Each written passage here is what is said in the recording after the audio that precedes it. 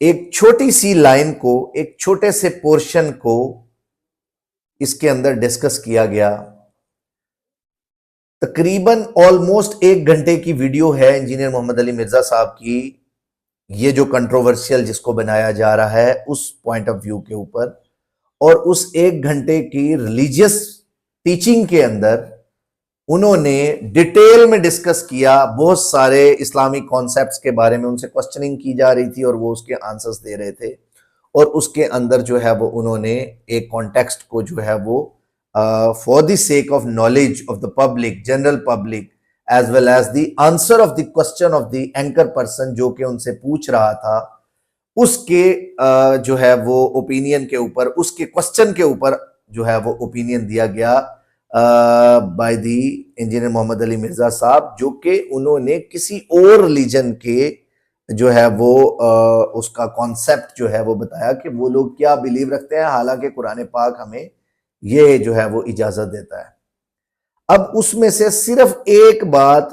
لیکن قرآن مجھے اجازت دے رہا ہے کہ میں اس کی عورت کے ساتھ شادی کر سکتا ہوں اگر وہ کسی کرسچن کی بیٹی ہے، اور سورہ مائدہ کی آیت فلاں فلاں. اب اوپینین جو پہلی بات کہ لا enforcement agency has no authority to refer the matter to Islamic Ideology Council, and Islamic Council of Islamic Ideology cannot even overtake یا cannot even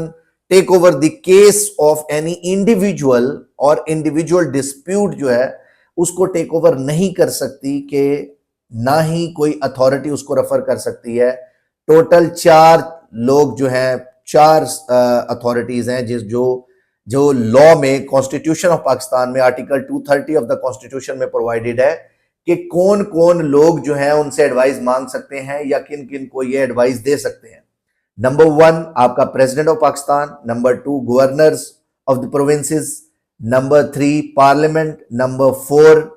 پروونشل اسمبلیز. ان کے علاوہ نہ وہ کسی کو ایڈوائز کر سکتا ہے اور نہ ہی کوئی ان سے ایڈوائز لے سکتا ہے. یہ ایک پرنسپل ہے جو کہ سیٹلڈ ہے کانسٹیٹیوشن میں بھی اور ویسے بھی. اب جب اوپینین کے لیے ریفر کر دیا گیا matter to the Islamic ideology council by the law enforcement agency,